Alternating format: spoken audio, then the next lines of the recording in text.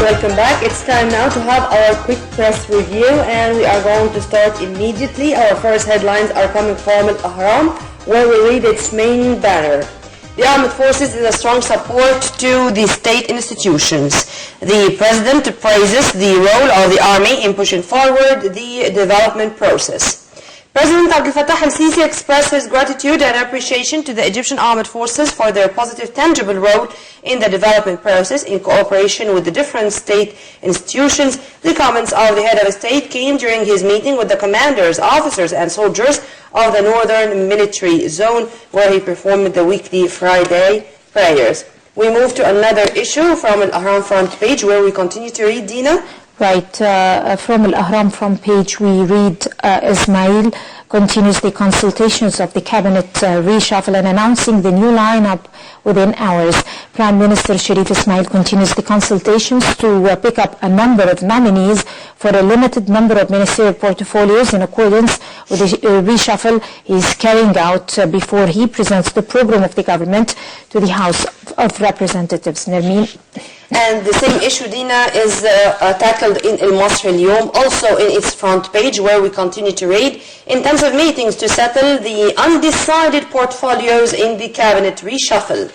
A senior government official says Prime Minister Engineer Sharif Ismail will conclude choosing the new ministers within 2 days to present the final lineup of the names of those nominated for the portfolios to President Abdel Fattah al-Sisi for approval.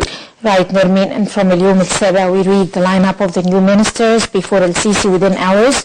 Ismail faced the crisis of the apology of a big number of nominees, and sources suggest that Nivin al-Tahri will take the investment and al-Garhi will take the finance ministry. Yeah.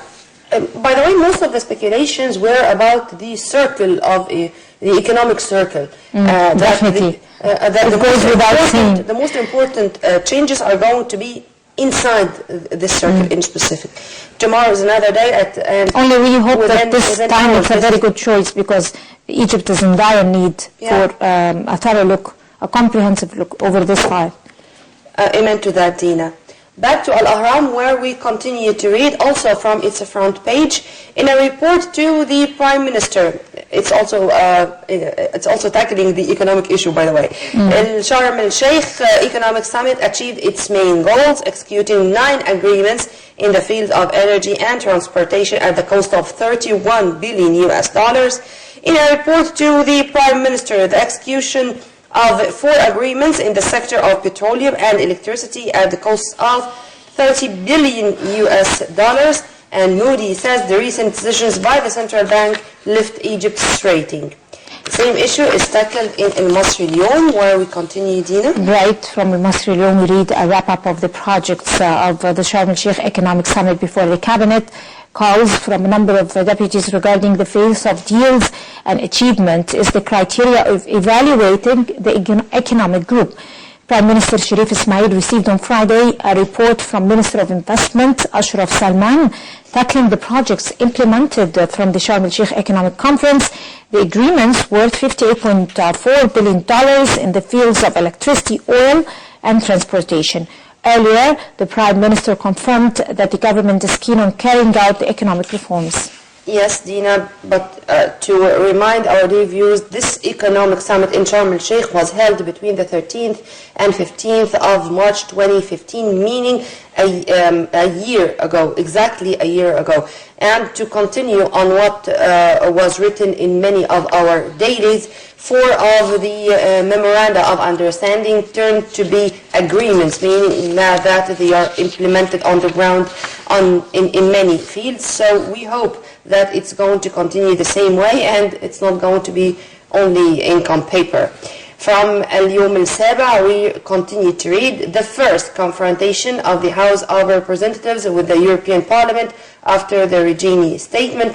The parliamentarian delegation make use of the International Parliamentarian Union to answer the criticism of the European Parliament today. The first confrontation of the House of Representatives with the European Parliament.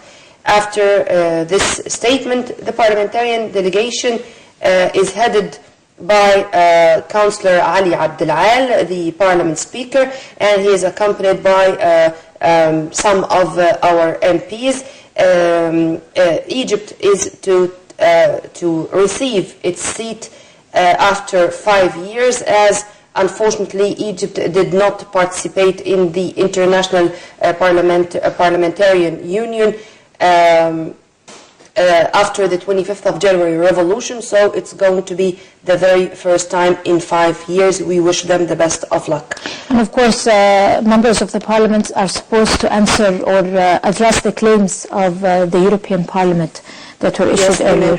And back to Al-Ahram, from its front page we read, the Israeli occupation kills a Palestinian young man, and Israel prepares a law to execute the Palestinians who carry out the stabbing attempts against Israeli personnel officials. The Israeli military claims that a Palestinian had tried to attack soldiers with a knife in the West Bank before being shot and killed by Israeli forces at the scene.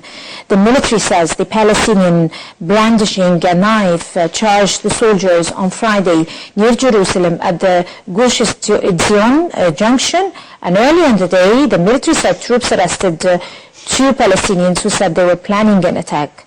Since mid-September, at least 185 Palestinians have died by Israeli fire. Yeah. Taking you to another part of the Arab nation, which is Iraq. Baghdad paralyzed after the sit-in of al-Sadr supporters in the perimeter of the Green Zone. Thousands of followers of influential Iraqi Shia cleric Muqtada al-Sadr took to the streets in Baghdad on Friday, pushing through security lines to cross a bridge on the Tigris River and get closer to the highly secure Green Zone where the government is headquartered.